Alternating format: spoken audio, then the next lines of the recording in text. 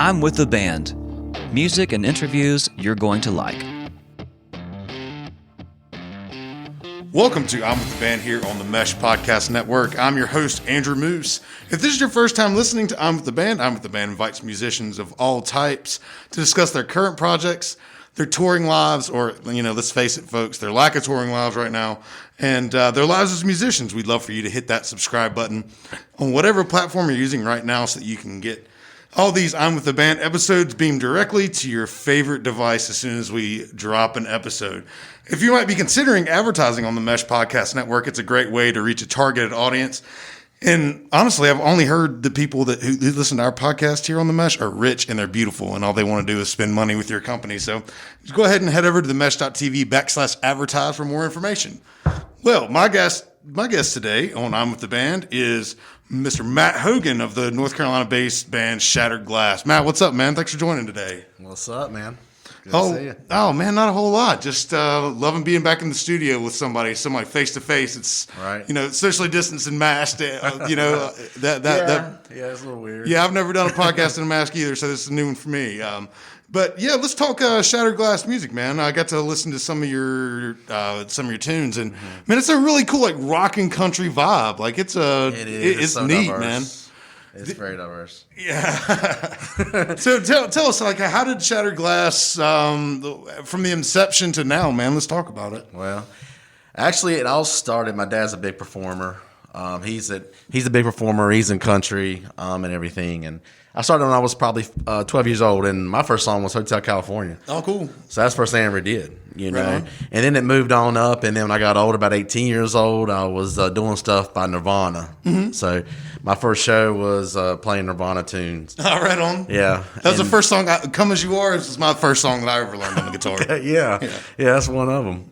And then it just kept going, and I would stop. I'd go to college. I'd stop. I had some kids, rock stars, man. I had my kids and everything. Yeah. So anyway, so about what really hit me was about probably about 30 in my 30s. I started in 30. It was TMHE. So it was the Matt Hogan experience. Mm-hmm. So basically that means I got different bands that played with me, So it was experience, playing with me and playing a lot of different music or whatever. And then about later on, probably about when I was later on, which I'm not going to keep going age-wise or nothing like that. But I'm still young, I say. But it went on about 2018 when I first came out with a song called The Fight in Me. That's when I started making an album and then the music videos and everything. And I started hitting it really hard then. I had a son, and I'm a full-time father, and really it really pushed me really to work really harder, go an extra mile then. Right. Yeah. That's this seems like a common thread that as soon as folks have kids, they automatically just start working harder. I wouldn't know. I'm the president of the No Kids Club, but that's just what I've heard from my friends. And so let's talk about how you guys make music in your band. So obviously you're the primary songwriter, and you just bring different lyrics and melodies to the band, and then you form songs. Is that? Yeah, I am. I'm the songwriter. I'm the frontman, singer, songwriter. Like I say, after TMHE, it became Shattered Glass 2019. And from then, I got Chris Singleton on bass, and I've got Matt Hill on drums, and we've got David Bowman on guitar, lead guitar and rhythm. I'm a rhythm choppy guitarist, singer, and also a little touch of lead. I'm not really a leadist. And then we got Wesley, who's also on lead guitars as well. So by the spring of next year, we're hitting big circuits and everything like that.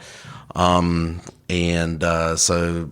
then your former question was about the Shattered Glass, because I'm blabbering on. No, man, that's what podcasts are all about. So, but with Shattered Glass, it's so I'm real diverse because I've been looking for the market as well. Sure. So we're doing rock songs, and like I say, I'm the single songwriter of the band and everything. But as far as writing material, we're writing a new album. So we're all together writing an album now. Right. Yeah, for the next album. So nice. I've got one album out. So with that collaborative approach you guys are taking, do you find it easier to get songs down, or do you think it's, do you think it's more of a more measured approach when you do it like that? I think it's the best approach as far as how we're doing it. Right. My other songs, my first album, I kind of approached everything. And Ricky Rodriguez is Baumhouse Records. He's was my producer and everything. He helped me piece my songs together, my first album. And these guys have played my first album. Now we're all working together on the second album. So it's very interesting. Everybody's got their own style, so it's really come together really good. It's like a rock, it's like a rap rock, almost like a Rage Against the Machines kind of style. Cool, yeah. For this new album, so it's going to be really, really neat, to see the reactions of people on this new album. These guys are great. Yeah, no doubt. When you sent me those tracks over, and I believe I put my ears on. Was it Whiskey? Was that the? Whiskey is a Southern rock type. Right. Type Which sound. one? The one that had the serious hip hop. That's Rollout. Yeah, man, that is a good one, dude. I was like, what is this? That's cool. Rollout. Yeah. Because see, I was just searching when I was with Ricky, my producer. I was like, man, I'm soul searching the market. I'm watching Ryan Upchurch, and I'm watching all these others that are doing these kind of a country rock and this and that, and I think, maybe, I'm just trying to lean towards the market, whatever. And so that's what I come up with was Rollout.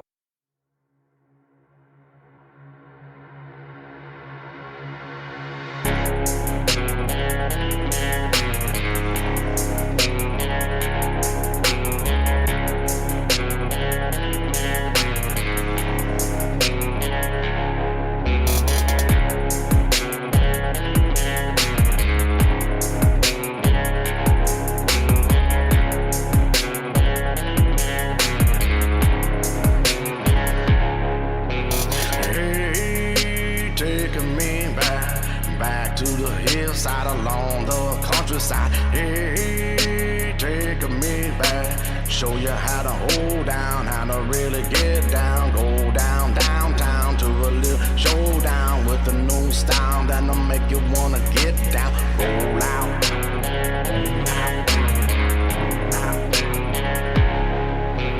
Go on out, gonna roll on out, gonna slip no gears, gonna turn it out. Jack it up and tear it up, and this is how we rip it out. Beat to the beat, anthem on the street, and this is how we like to meet. I bring the sling, I got this thing, I run this game, I'll show no pain. Make it rain, I'll make it pour. Take it song and make it soar to the sky. Ain't no lie, this is gonna be like dynamite. So take a flight, let it fly back to the hillside. It's where we ride. It's our time. It's our time, yeah. It's our way. Yeah. Hold on, roll out. I'm rolling now, yeah. I'm rolling now, yeah. It's our time. It's our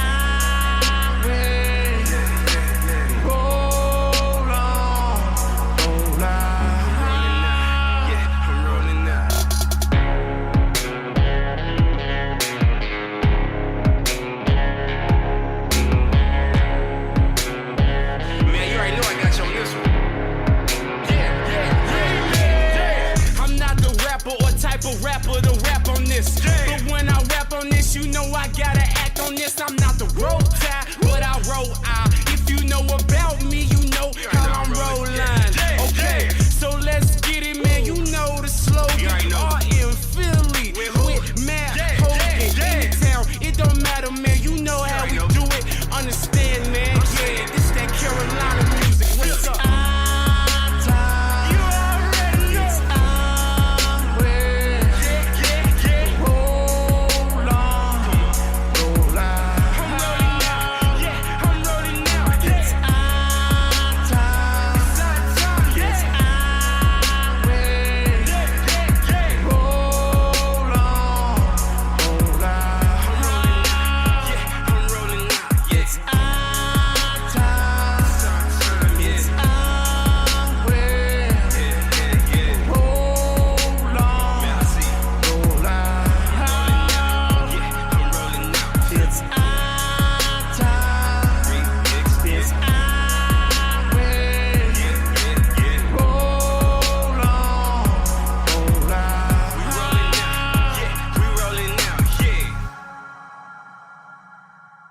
Dude, I tell you, there's a lot of folks that are going that direction. Not a lot of folks, but a lot of things that I listen to, that definitely sample and kind of blend genres back and forth. There's no necessarily one, pigeonholed type of music that one band does anymore. Because let's just be honest, like it's boring trying to do one set or one type of music for it is, an entire show or an album or anything like that. We're creatures of habit as musicians, and we don't listen to the same thing over and over and over, the same artists back and the same. So and having bands being able to weave in and out and do different things, man, I think that's really cool. It's good for y'all, man. That's awesome. Yeah, it is. It's just like I say, very diverse. I love rock. I'm from '90s to 2000 rock. Sure, yeah. My influences are like range from all the way down to Tom Petty to Leonard Skinner to hip hop, all the hip hop styles of the 90s and stuff. Yeah. Dave Matthews. So I go down that far, then I move all the way up to Slither and Guns N' Roses, Motley Crue,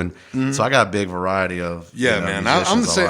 I'm the same way, and I think you have to be like that as a songwriter because you do draw things, you do draw different pieces from different flavors, if you will. I'm the same way. I grew up really, cutting my teeth listening to music in the, late 80s through the 90s. And, what I listen to now is definitely not what I listened to back then. But, the difference in my taste in music now is completely determined by, by those people that are basically the same age as I am. And I don't even know how to explain that, but when they're making the same kind of music that I like, I can also tell that those people also were drawn from the same influences as I was back in the day. You know what I'm saying? So like you catch artists who are like, oh man, that sounds great. And he's about my age. I bet he listens to this back in the day. I just kind of try to connect the dots down. Yeah, that's true. And that's what I do too. But and also at the same time, like Rollout, I'm trying to connect even with the younger generation as well. Doing Rollout, and then I'm going back up to Slither or Velvet Revolver or something like that, where people in their 30s and 40s that listen to it's still that. Yeah, for sure, because we grew up with 90s rap and all that good stuff, and but the same fact is we were also listening to old time country back in the day too. So that's right. You can't help but to bring those two together at some point. Oh yeah. And these guys they're great for it. I got Chris Singleton, the bass player. He does harmonies with me. So now we got more. I know Chris from back in the day, man. Really? Yeah. Oh, okay. I used to play music with that cat back at Sundry's like freaking 15 years ago. Yeah. Really? Yeah. So I've known Chris. I think him and Chris Day used to play in a band or something together, and I used to bring Chris in to. Yeah, Chris Day's awesome. Do like some feeling stuff. Yeah, man. I'd love to talk to you a little bit about because we both live in this area, and you currently reside in Morganton, correct? I do. Yeah, right on. So, and if let's talk about like the Hickory, Morganton, Western North Carolina music scene because I think that. Of course, I'm biased as all get out, but I think that we have a collection of players in our area that is just one of a kind, and if you had to rank order us, I think we're right up near the top. Oh yeah, I mean, you got great people that's come from North Carolina for sure, all around from being a comedian to musicians and all that stuff. Goodness gracious. But yeah, I mean, gosh, where would you start with all the local musicians around Hickory and Morganton? Where did you start listening to live music around here? Where'd you cut your teeth? I tell you what, it all started in Hickory was when I really started hitting it hard. Was I ran into Eric Bider. Yeah, I unfortunately know Eric Bider. Shout out to Eric Bider, man. I love that dude. What's up, dude? I ran into Eric Bider, and I remember that first night he was doing open mic. Sure.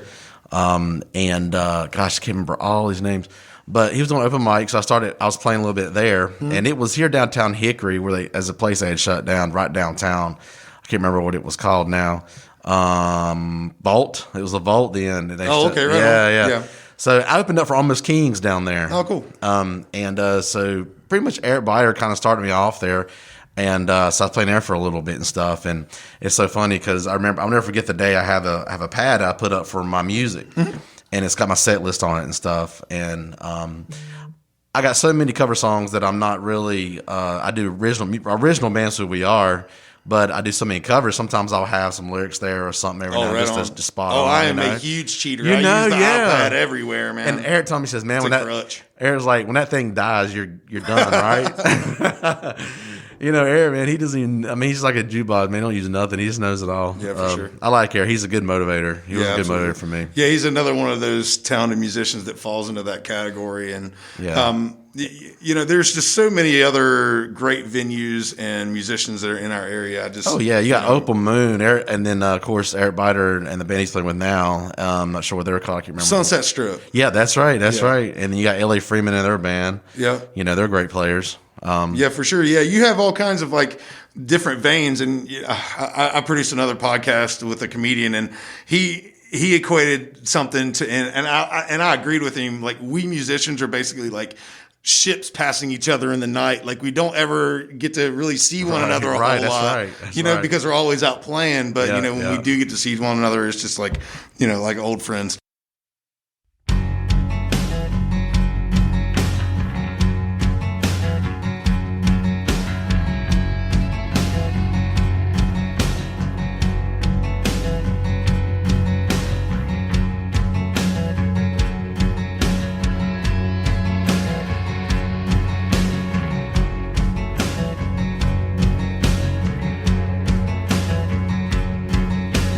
Damn dead if I do. Damn dead if I don't. Let me take another shot of whiskey before I hit the road. And I'm gone. And I'm gone. And I'm gone.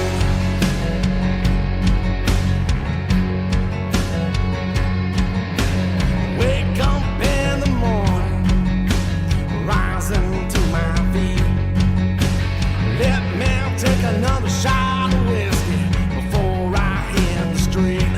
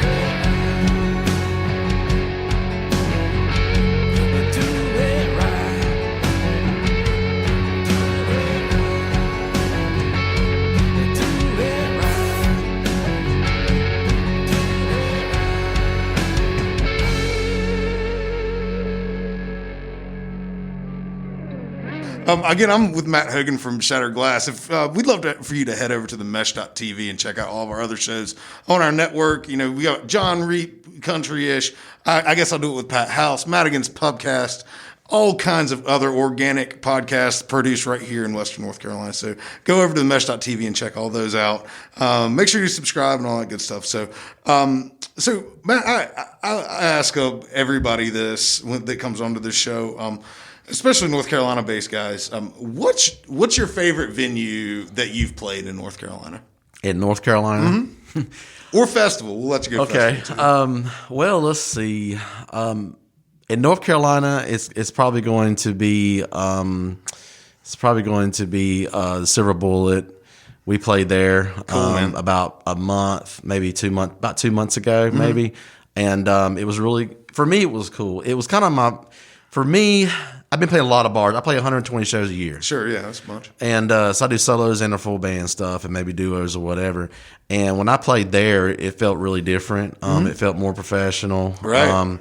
It was a really cool scene. You know, had everything, all the speakers, just all the monitors, everything was lined up. It was just so hard and rocking, and I really liked it. And it sucks that, you know, we got the COVID going on, so you really don't know how many people would really come out. Right. You know. Yeah, Wayno's is a really cool spot. If and you know, that place is a rocking little juke joint, and those folks that come to Wayno's every Friday and Saturday night, they're coming to see you. They're coming to see music. They're not just coming to the bar. They're coming to sing and dance and hoop and holler, BYOB, and have a great time. You know, that place is great, and I hope that place is around for a long time. My biggest show was we just got through doing the fall festival at the Beaver Bar down in Murrells Inlet. Oh, cool! And we were right behind Throwdown Jones. They played the day after for 3 days. We played 2 days. And Throwdown Jones used to come around Hickory a whole lot. I haven't seen them much. They're from your town, from Morganton too, right? Yeah, they're from Morganton as well. Yeah, they are. And so when we hit that level right there, that really just turned the page. Yeah, for sure. A maturity of professionalism. Right. It was. They were pretty much saying, "Hey, hit it hard, or I'll cut your band in 2 hours." That's exactly what they said. Yeah, cool. And we said, okay, and here I am. I did whatever I had to, you know, whatever it took. Stand on top of speakers, whatever. Yeah, absolutely. You know, just doing the best we could, and we did. We did it. We did well. And that was probably the most nervous thing I've ever done, the biggest thing I've ever done so far. Sure, yeah. Yeah, that's a big one. It was a big one. Yeah, and I think it gets easier when you start playing in front of those big crowds. You know, that little bit of nervousness that you might have, like going in front of a big crowd, it automatically goes away just as soon as the first note's played. But that confidence boils over to other gigs too. Oh yeah. And that's undescribable. It's like, well, damn, if I can do that show there, then I can do any show, you know. And that's when you start commanding a crowd and being able to really say, like, hey, you know, especially the venue owners, like, hey, we're doing these big venues. You need to book us, you know. Right. And that's why I love playing big spots, is because it's just, we use it as a daggum springboard for other stuff. You know? Exactly. And when you play something that big and you come back home and you play something small, you just feel so much more.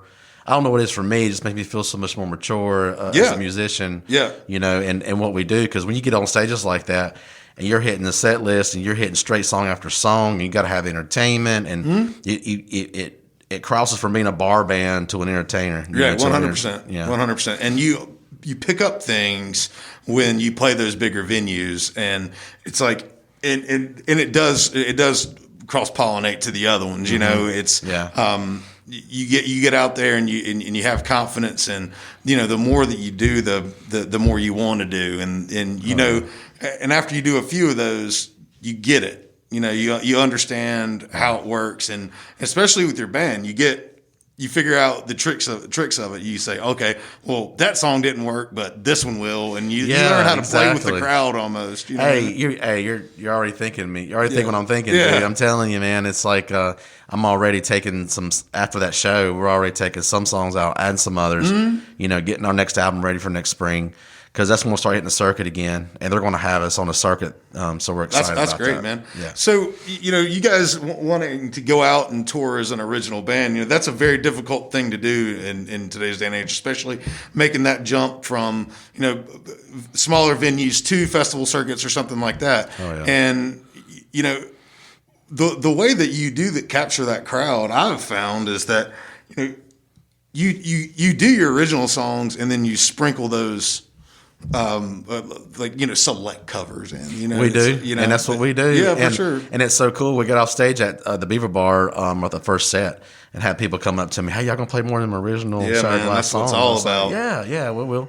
So that's real exciting, you know. And we sure. and of course you play your originals, Barry, and you do them covers. I mean, everybody can play a cover. Yeah, anybody can play a cover. Yeah. But when it comes to those originals, man, you're just on top, man. You're always on top of that. Yeah, and that's what makes it all worth it, man. Is when people say, "Man, I've never heard that song on the radio. What's that?" I'm like, "Man, because you hadn't heard it on the radio because that's our song, Right. And when you blow people away with the original stuff, that's when they start coming back to see you, Yeah. And that's what makes it all worth it. One thing I've noticed is really hard to do right now is gathering the crowd, the fans, the followers, Sure. Stuff like that, Yeah. With all the COVID and everything that's going on, it's really put a lot of strain on Right that. on. Have you guys been doing any live streaming or anything like that? Yeah, we're getting ready to do more live streaming. Sure. Chris Singleton has a studio in town in Morganton. Right. And so we're getting ready to do Motown Studios. Cool. And so we're getting ready to do some more live streaming and Nice, things man. of that nature. And we're going to have a lot of things out by next spring. There's a lot of stuff coming by next spring, merch Awesome, dude. and everything. So we're really excited about that. It's just a lot of work. For sure it is. Well, Matt, I'm not going to keep you much longer. Why don't you tell us where we can find more about you and Shattered Glass? Okay. The best way would be facebook.com, Shattered Glass, with an extra S on the end. Okay. I had to do that because there were other bands out Sure. there, way out there, no middle of nowhere, that actually had that name.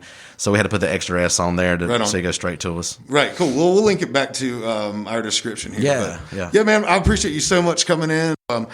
Best of luck on the festival circuit and the new album and all that good stuff. Appreciate it. No problem, man. And my name is Andrew Moose, and this has been I'm With the Band here on the Mesh Podcast Network.